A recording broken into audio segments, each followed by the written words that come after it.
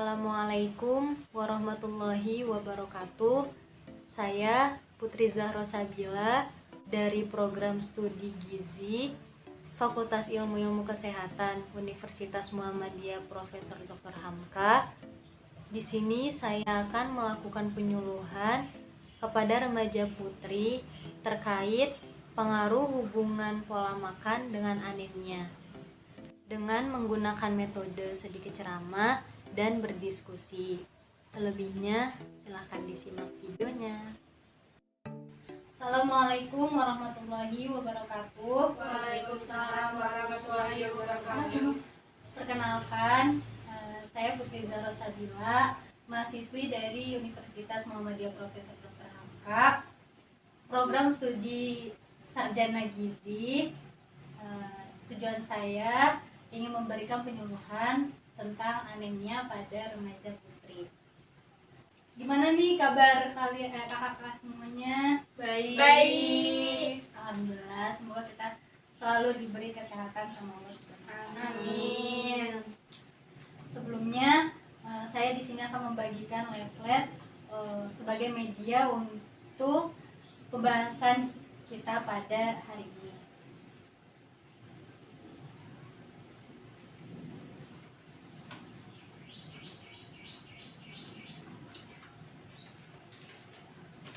Nah, di sini ada yang tahu gak sih anemia itu apa?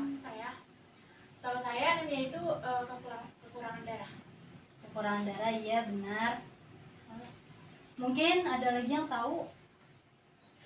Yang kalau diri suka puyeng. Ya, betul sekali. Ya benar, anemia itu adalah kekurangan darah, di mana kondisi sel darah merah kita di tubuh itu atau yang disebut hemoglobin itu menurun atau tidak cukup dalam batas normal. Mungkin ada yang pernah tahu atau ada yang tahu kadar HB normal itu berapa sih buat wanita? 12 sampai 16. Ya, jadi tuh kadar HB hemoglobin pada wanita itu 12 sampai 16 gram per desiliter, dan pada pria itu 14 sampai 18, dan pada anak-anak itu 11 sampai 13 gram per desiliter. Apa sih yang penyebab anemia itu? Ya itu tadi kata kakaknya, kalau misalkan kita baru bangun tidur suka ngerasa pusing, itu termasuk gejala anemia. Terus tanda-tandanya itu biasanya disebut dengan 5L. 5L itu apa sih? Lelah, letih, lesu, lunglai, dan lalai. Ini yang biasanya terjadi. Kalau kakak-kakak ngerasain 5 gejala ini, itu kemungkinan sudah terjadi anemia. Dan ada lagi seperti sering ngerasa pusing, terus matanya berkunang-kunang, biasanya juga bibir, lidah, dan kulit itu putih warnanya atau pucat, dan lebih sering lagi kelopak mata yang ada di sini itu pucat. Terus faktor penyebab anemia itu ada biasanya status gizi, menstruasi, sama sosial ekonomi. Status gizi itu, yang mempengaruhi status gizi itu biasanya faktor lingkungan, sosial budaya, atau keturunan. Nah, terus biasanya juga menstruasi. Kan kalian ini udah pada menstruasi ya. Jadi di mana menstruasi itu menguras kadar darah hemoglobin itu di dalam darah menjadi berkurang. Nah, faktor yang mempengaruhi menstruasi ini biasanya karena makanannya yang kurang sehat, terus aktivitas fisiknya, terus faktor hormon, masalah terus sama keturunan juga. Yang ketiga ini yang mempengaruhi sosial ekonomi itu biasanya pola sama jenis makanan yang biasa dikonsumsi sama keluarga di rumah.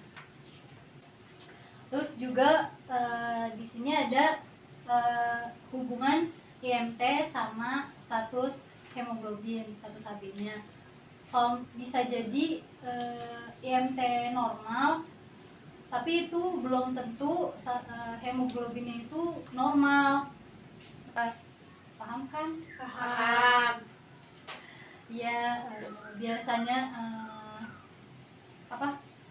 status gizi yang normal aja belum menentukan status HB yang normal, apalagi status gizi yang kurang, ya kan? Pasti dia bakal mungkin bakal status HB-nya itu kurang, benar-benar kurang dari batas normalnya, sehingga dapat dikatakan bahwa status gizi yang kurang itu berhubungan sama HB, dinyatakan bahwa status gizi yang kurang, status IMT yang kurang berhubungan sama status hemoglobin yang kurang juga, jadi disebabkan anemia. Terus ada pola makan. Pola makan di sini itu maksudnya dengan kebiasaan pola makan yang tidak baik, tidak beraturan, mengkonsumsi makanan. Biasanya kan para remaja kayak gini konsumsinya ngikutin tren, ngikutin temen-temennya makan apa, dia makan apa, ikutin. Walaupun mungkin sudah dimasakin oleh orang tuanya di rumah, tapi dia tetap atau lebih milih jajanan di luar, ngikutin lingkungannya. Terus juga biasanya para remaja ini biasanya kan kalian pola makannya kan gak teratur tuh, bisa jadi karena remaja ini itu melakukan diet yang ketat. Di sini ada gak yang melakukan diet yang ketat? Enggak. Di sini juga ada pola makan. Pola makan di sini juga berhubungan dengan anemia. Kenapa? Karena pola makan yang tidak baik, yang tidak baik, yang asal-asalan, yang sering makan junk food itu berhubungan sekali sama anemia. Karena apa yang dimakan itu, apa yang diasup itu, apa yang dikonsumsi itu kurang asupan gizinya, apalagi junk food kan, yang udah tahu makanannya keseringan digoreng, keseringan nggak ada sayurannya, atau mungkin ada sayurannya cuma sedikit aja seperti kayak ketimun atau selada. Nah itu kan belum mencukupi dan itu kan belum mencukupi zat gizi dalam sehari. Misalnya seperti ayam KFC, misalnya fried chicken, lebih memilih ayam yang dijual ayam yang dijual siap saji daripada memasak di rumah. Padahal kan di dalam kandungan makanan siap saji itu zat gizi yang dibutuhkan itu kurang, dan itu lebih banyak mengandung lemak, garam daripada zat-zat gizi yang lainnya. Terutama zat gizi mikronya itu paling sedikit banget kan. Jadi zat besinya itu nggak ada gitu. Hampir setiap makanan cepat saji itu sumber zat besinya itu nggak ada, sumber zat gizi mikronya itu nggak ada atau kurang dari yang dibutuhkan per hari. Terus pola makan remaja itu dipengaruhi pertama sama lingkungannya. Ya pertama kan lingkungannya tuh, dia terlalu mengikuti tren, terlalu mengikuti teman-temannya.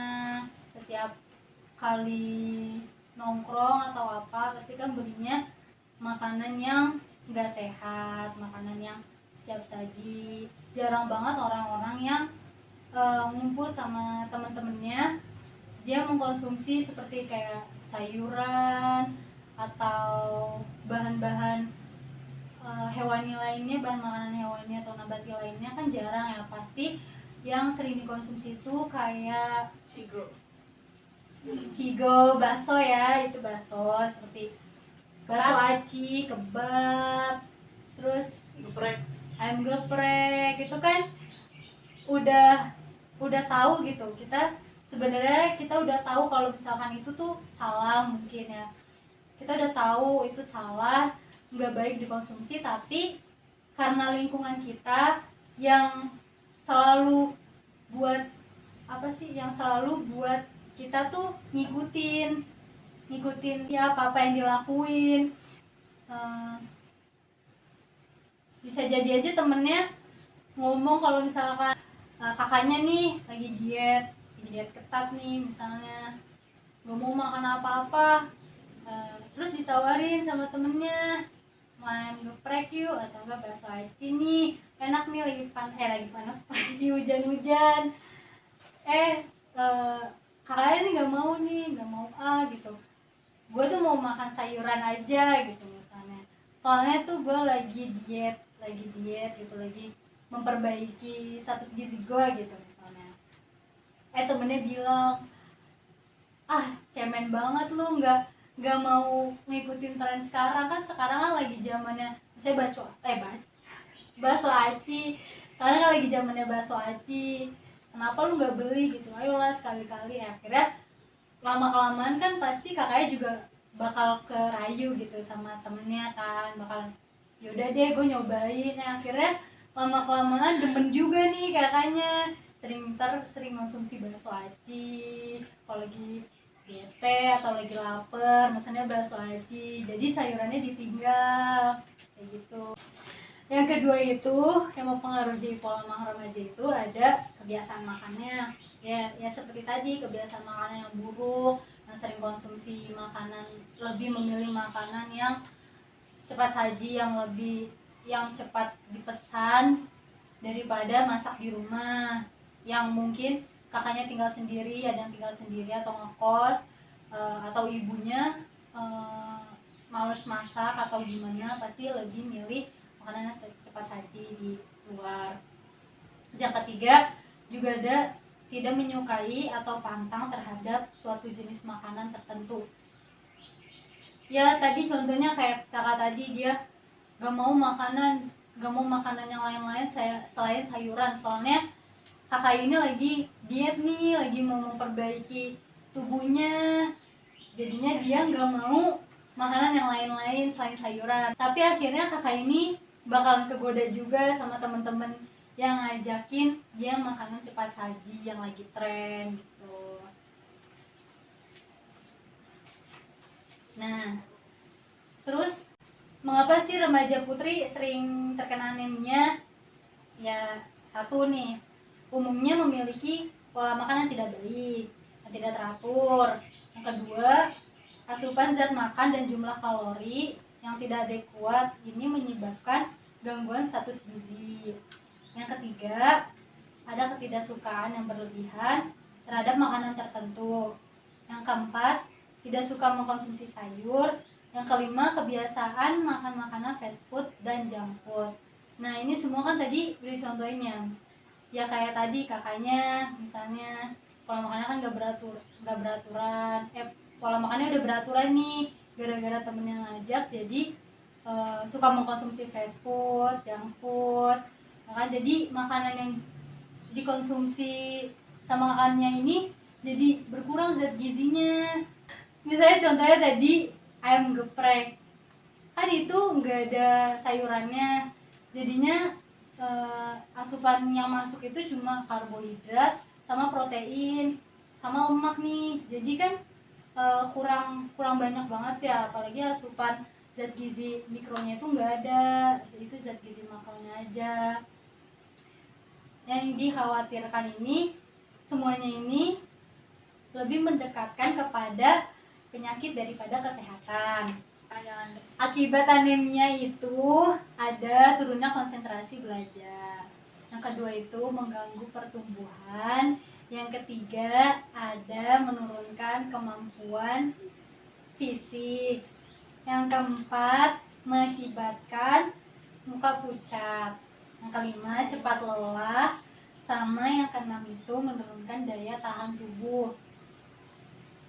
Nah, itu akibatnya. Kakak bisa rasain kalau misalkan kakak udah nggak konsentrasi belajar, berarti kakak itu tandanya anemia.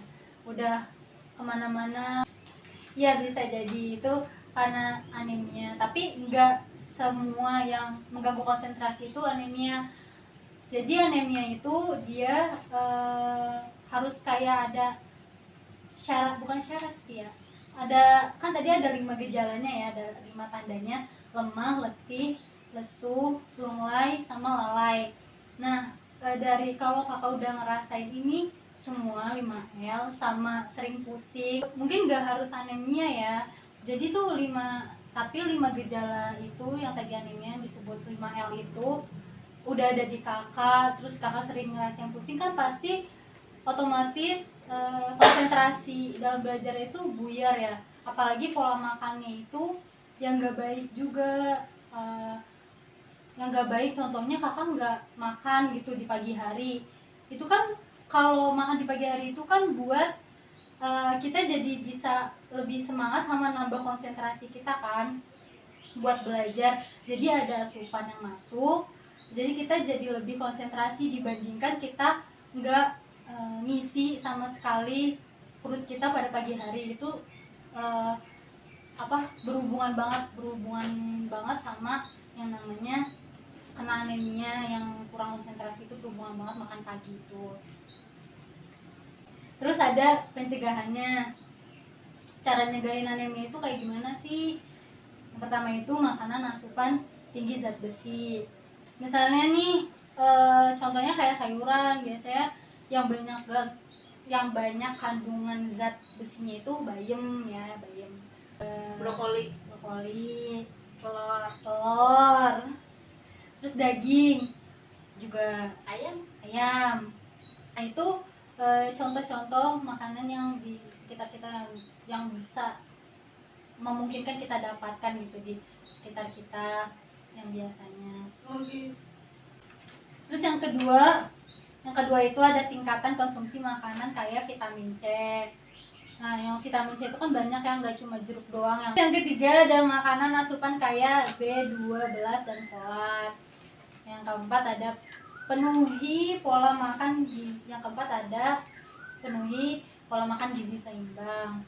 Yang kelima, hindari minum teh dan kopi saat makan. Dan yang keenam, atasi penyebab kehilangan darah. Nah, iya kayak minum Sangobion.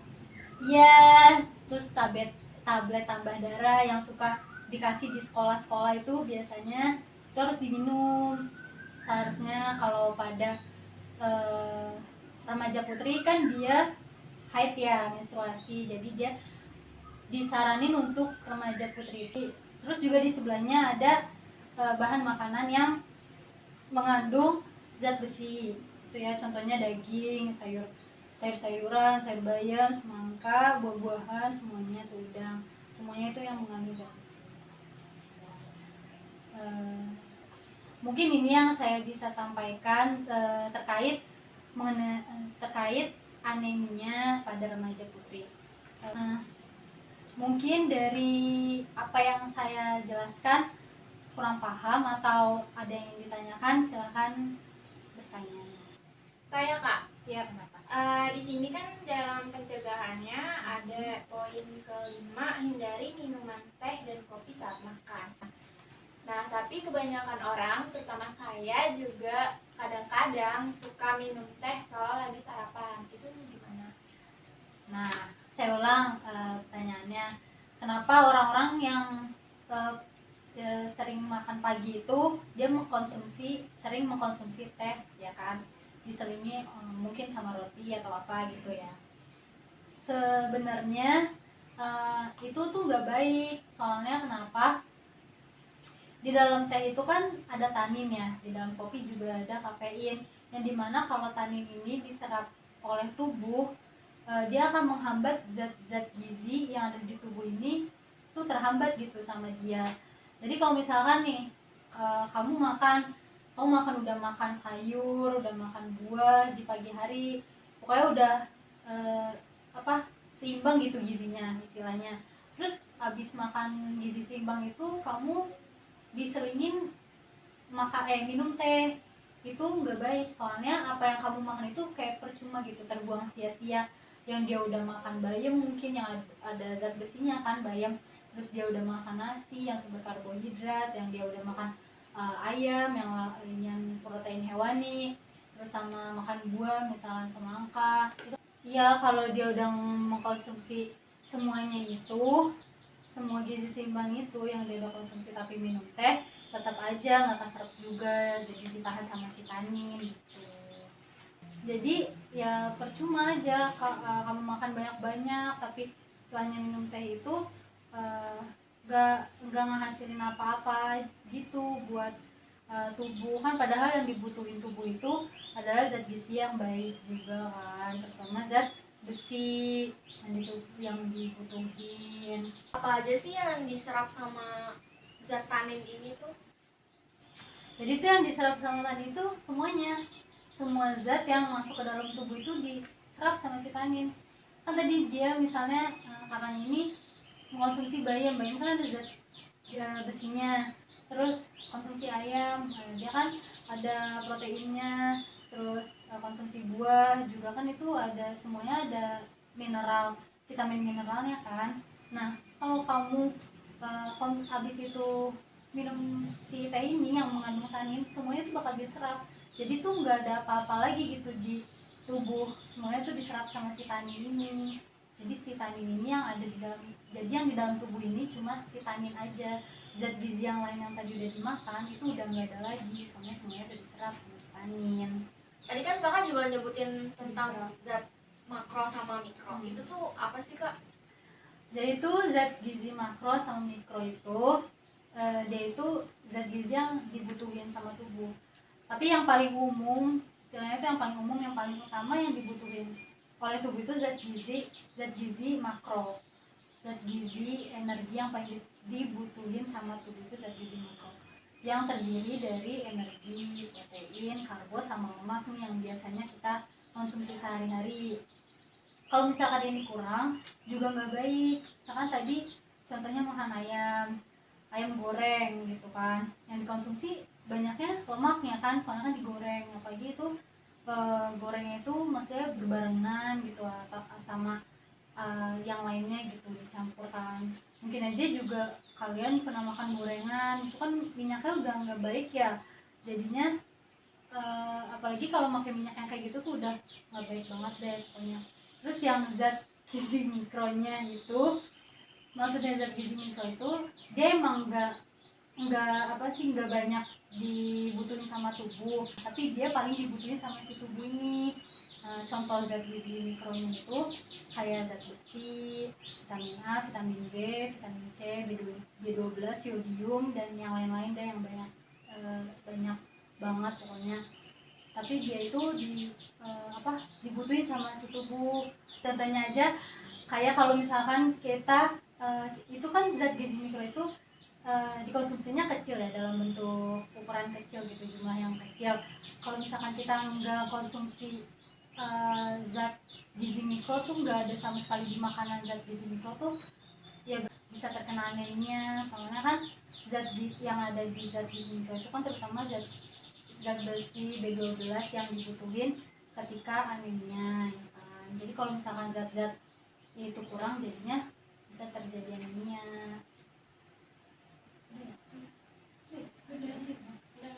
Udah ada yang mau ditanyain lagi? Ada. Kalau cukup sekian dari saya. Semoga apa yang dijelaskan atau apa yang kita bahas pada kali ini semuanya teman-teman bisa paham. Semoga bisa juga diterapin di kehidupan sehari-harinya. Kurang lebihnya mohon maaf dari saya. Wassalamualaikum warahmatullahi wabarakatuh. Waalaikumsalam warahmatullahi wabarakatuh. Sekian edukasi yang dapat saya sampaikan terkait pengaruh hubungan pola makan dengan anemia.